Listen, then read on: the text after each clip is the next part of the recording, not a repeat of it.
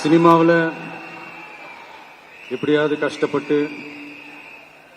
வெற்றி அடையணும்னு இருந்த ஒரு சாதாரண அசிஸ்டன்ட் டைரக்டருக்கு பிறந்த ஒரு பிள்ளையா எனக்கும் வாழ்க்கையில வறுமைனா என்னன்னு எனக்கு நல்லாவே தெரியும், பசினா என்னன்னு எனக்கு நல்லாவே தெரியும்.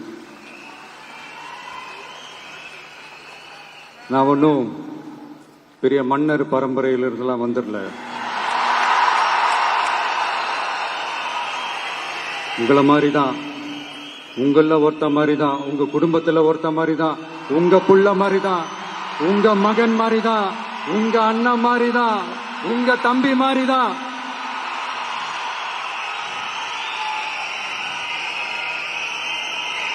அப்படிதான் நான் உணர்றேன். நீங்களும் என்ன அப்படி நினைச்சதுனாலதான் சினிமாவில் எனக்கு ஒரு மிகப்பெரிய ஒரு இடத்த ஒண்ணு கொடுத்தீங்க. அதையெல்லாம் விட்டுட்டு உங்களுக்காக நன்றி கடன் செலுத்துறதுக்காக அரசியலுக்கு வந்த உங்க விஜய, இந்த விஜய, நீ வா விஜய், நாங்களா இருக்கோம், பாத்துக்கிறோம். விஜய் தம்பி நீ வா, நாங்க இருக்கோம். விஜி தம்பி நீ வா, நாங்க இருக்கோம். அண்ணா நீ வாடா, நாங்களா இருக்கோம். நண்பா நீ வா நண்பா, நாங்களா இருக்கோம் சொல்லி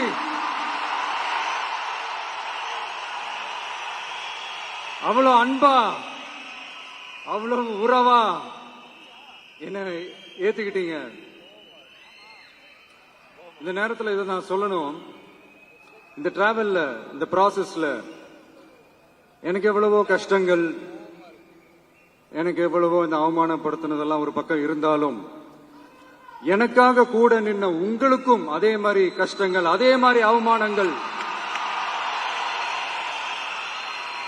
அதையெல்லாம் நீங்க பெருசா எடுத்துக்காம, அதையெல்லாம் நீங்க பொருட்டாவே எடுத்துக்காம, என்னோட வலிகளை, என்னோட வேதனைகளை உங்களோட தான் நினைச்சு என் கூடவே நின்னு இன்னைக்கு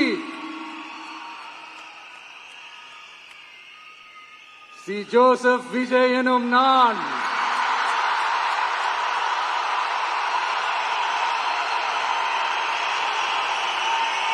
அத உண்மையாக்கி இருக்கிறீங்க. உண்மையிலே எனக்கு என்ன சொல்றதுன்னு எனக்கு தெரியல. என்னுடைய உறவுகளே, என்னுடைய சொந்தங்களே, நான் ஒன்னும் தேவ தூதன்லாம் கிடையாது. நானும் ஒரு இயல்பான ஒரு வாழ்க்கை வாழ்ற ஒரு சாதாரணமான மனுஷன்தான். நான் முன்னாடியே சொன்ன மாதிரி அது செய்வேன் இது செய்வேன்னு பொய்யான வாக்குறுதிகள்லாம் கொடுத்து உங்களை நான் ஏமாத்த மாட்டேன். எது சாத்தியமோ அது மட்டும்தான் நான் செய்வேன். இம்மிடியட்டா உங்க மனசுல ஒரு கேள்வி ஒண்ணு வரலாம், அப்ப சாத்தியம் இல்லாததை செய்ய மாட்டாங்களா, செய்ய முடியாதா அப்படின்ற ஒரு கேள்வி ஒண்ணு வரலாம். இத்தனை கோடி மக்கள் என் கூட இருக்கும் போது எது வந்தாலும் பாத்துக்கலாம், என்ன வந்தாலும் பாத்துக்கலாம் அப்படின்ற அந்த கான்பிடன்ஸ் என் மனசுல இருக்கு. இன்னொரு விஷயமும் நான் இங்க சொல்லணும். இன்னைக்கு நம்ம தமிழ்நாடு கவர்மெண்ட் இருக்கிற அந்த நிலைமையை பத்தி நான் உங்ககிட்ட நான் சொல்லணும். கிட்டத்தட்ட 10 லட்சம் கோடிக்கு மேல கடன் வாங்கி வச்சுட்டு போயிருக்கிற இன்னைக்கு அந்த தமிழ்நாடு அரசு இருக்கிறப்போ, கஜானாவை சுத்தமா தொடச்சி வலிச்சு வச்சுட்டு போயிருக்கிறப்போ, தூக்க முடியாத சுமையை ஏத்தி வச்சுட்டு போயிருக்கிறப்போ,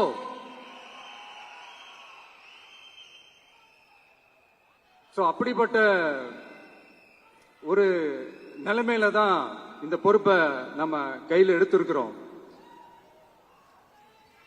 உடனே நீங்க நினைக்கலாம், என்னடா இவர் ஏதோ பொறி வச்சு பேசுறாரா அப்படின்ட்டு. அப்படியெல்லாம் எதுவுமே கிடையாது. உள்ள போய் பார்த்தா தான் தெரியும் எது எந்த நிலைமையில இருக்குன்னு, என்ன இருக்கு என்ன இல்ல, எது எந்த நிலைமையில இருக்கு எது எந்த நிலைமையில இல்ல. அதையெல்லாம் பார்த்துட்டு உங்களுக்கு ஒரு வெள்ளை அறிக்கையா அதை வெளியிடணும்னு நான் நினைக்கிறேன். ஒரு டிரான்ஸ்பரண்டான ஒரு கவர்மெண்டா, அதாவது இன்னைக்கு நம்ம தமிழ்நாடு கவர்மெண்ட் இந்த நிலைமையில தான் இருக்கு அப்படின்றத உங்ககிட்ட சொல்லிட்டு I just want to take it forward from there. அதைத்தான் நான் முதல்ல செய்யணும்னு நினைக்கிறேன். தமிழ்நாட்டை பொறுத்த வரைக்கும் இப்ப யாரையாவது போய் ஏதாவது சந்திக்கணும் அப்படின்னா இந்த மூஞ்ச மூடிக்கிட்டு போய் சந்திக்கிறதோ, என்ன இந்த மறைமுகமா உங்களுக்கு தெரியாம போய் சந்திக்கிறதோ அப்படிலாம் நான் செய்ய மாட்டேன். எதுவா இருந்தாலும் வெளிப்படையாக ஒளிவு மறைவு இல்லாம தான் நான் செய்வேன். இவ்வளவு பெரிய ஒரு பொறுப்பை என் கையில கொடுத்திருக்கிறீங்க. அதே நேரத்தில் எனக்கு கொஞ்சம் அவகாசமும் நீங்க கொடுக்கணும்னு நான் ரிக்வெஸ்ட் பண்ணி கேட்டுக்கிறேன்.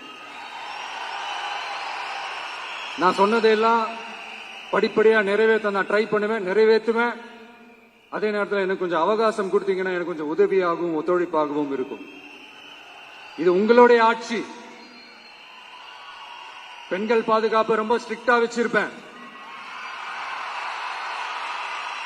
போதைப் பொருள் கலாச்சாரம் அதை கண்ட்ரோல் பண்றதுக்கு என்னென்ன ஸ்டெப்ஸ் எடுக்கணும், என்னென்ன முயற்சிகள் எடுக்கணும், இன்னிலிருந்து அதை நான் எடுப்பேன். நம்ம பசங்களை அதுல இருந்து காப்பாற்ற வேண்டியது நம்ம அரசனுடைய பொறுப்பு.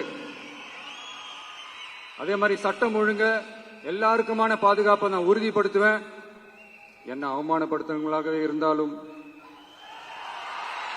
என்ன கஷ்டப்படுத்துறவங்களாகவே இருந்தாலும் அவங்களும் என் மக்கள் தானே. நண்பர்களாக இருந்தாலும் எதிரிகளாக இருந்தாலும் 8 கோடி மக்களும் என் மக்கள் தானே.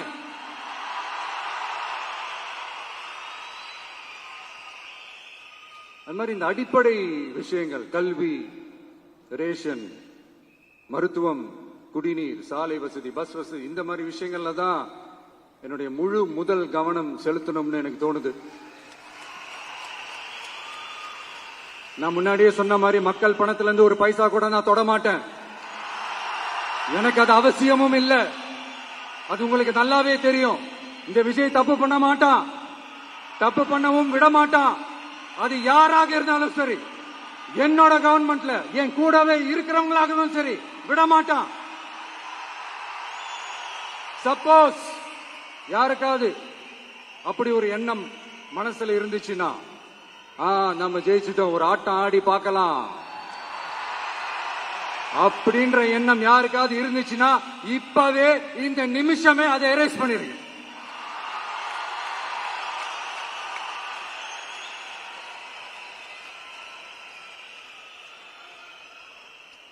இங்க ஒரே சென்டர் தான், என் தலைமையில் உண்டான சென்டர். இந்த பக்கம் ஒரு சென்டர், இந்த பக்கம் ஒரு பவர் சென்டர், அங்க ஒரு பவர் சென்டர், அதெல்லாம் கிடையவே கிடையாது. இப்பவே சொல்லிடுறேன். பெண்கள், இளைஞர்கள், விவசாயிகள், அரசு ஊழியர்கள், ஆசிரியர்கள், உழைக்கிற மக்கள், மீனவர்கள் எல்லாருமே நம்ம டிவிக்கு அரசுல நல்லா இருப்போம், நல்லா இருப்போம், நல்லா இருப்போம். பிறப்புக்கும் எல்லா உயிர்க்கும் அப்படின்றத நம்ம சமரசம் இல்லாத அடிப்படை கோட்பாடு. சிறுபான்மை சகோதரர்களே, உங்களுக்காக நம்ம டிவிக்கு அரசு கூடவே நிற்கும். உங்களுக்கு அதுல எந்த விதமான சந்தேகமும் வேணாம். இந்து, முஸ்லிம், கிறிஸ்தவர்களுக்கான முகம்தான் இந்த விஜயனுடைய முகம். அதுல 100% நீங்க இந்த விஜயை நம்பலாம். இப்படி ஒரு சூழலை ஏற்படுத்தி கொடுத்த தமிழ்நாட்டு மக்கள், ஒட்டுமொத்த மக்கள், உங்கள் அனைவருக்கும் இந்த நேரத்தில் என்னுடைய நன்றியை தெரிவிச்சு, இன்னொருத்தவங்களுக்கு முக்கியமா நான் நன்றி சொல்லணும். அது இந்த விஜய் மாமாவோட குட்டி நண்பா நன்றி.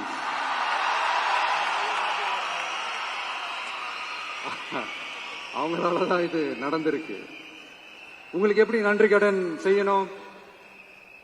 உங்களுக்காக உங்க ஃபியூச்சரை மைண்ட்ல வச்சுக்கிட்டு எல்லா நல்ல விஷயங்களையும் உங்களுக்காக இந்த விஜய் மாமா செஞ்சு கொடுப்பான்.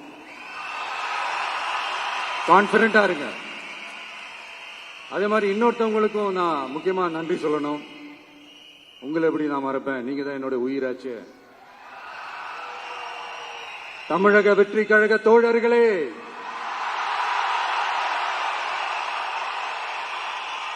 உண்மையில சொல்லனா நீங்க இல்லைன்னா எதுவுமே இல்ல. என்னோட கழக தோழர்களுக்கும், கழக நிர்வாகிகளுக்கும், வாக்கு சாவடி முகவர்களுக்கும், மை டியர் வர்ச்சுவல் வாரியர்ஸ், உங்கள் அனைவருக்கும் கோடான கோடி நன்றிகள். வாங்க எல்லாருமா சேர்ந்து ஒரு ஃப்ரெஷ் கவர்னன்ஸ், ஒரு நியூ கவர்னன்ஸ் ஒன்னு கொடுப்போம். This is a new beginning.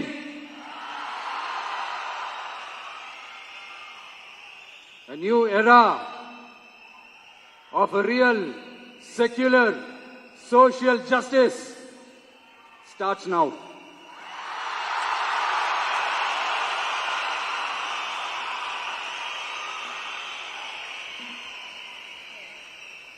மக்கள் நலன்களை மட்டுமே லட்சியமாக கொண்ட நமது அரசுக்கு பக்கபலமாக நின்று ஆதரவை வழங்கியுள்ள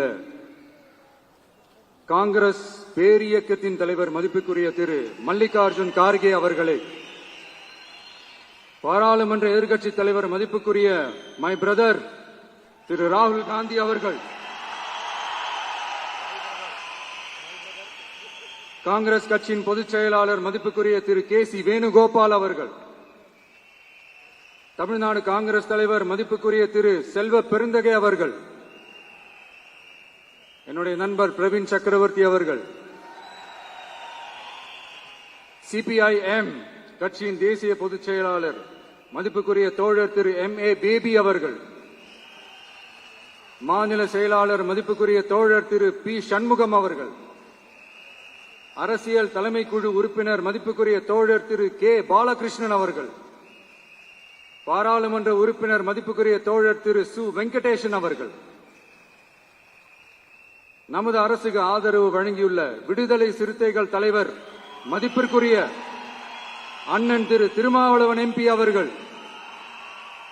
நாடாளுமன்ற உறுப்பினர் மதிப்புக்குரிய திரு ரவிக்குமார் அவர்கள், சட்டமன்ற குழு தலைவர் மதிப்பிற்குரிய திரு வன்னி அரசு அவர்கள், சிபிஐ கட்சியின் தேசிய பொதுச் செயலாளர் மதிப்புக்குரிய தோழர் திரு டி. ராஜா அவர்கள், மாநில செயலாளர் மதிப்புக்குரிய தோழர் திரு M. வீரபாண்டியன் அவர்கள், முன்னாள் தமிழ்நாடு மாநில செயலாளர் மதிப்புக்குரிய தோழர் திரு ரா.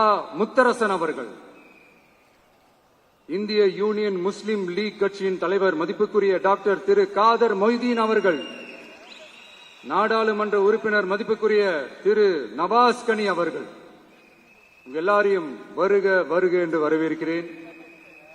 முக்கியமா இந்த மாதிரி நேரத்தில் எனக்காக நீங்க குரல் கொடுத்ததுக்கும், எனக்காக நீங்க சப்போர்ட் பண்ணி கூடவே நின்னதுக்கும் உங்க எல்லாருக்கும் இந்த நேரத்தில் என்னுடைய நன்றியை தெரிவிச்சுக்கிறேன். கான்பிடண்டா இருங்க, நல்லதே நடக்கும், வெற்றி நிச்சயம்.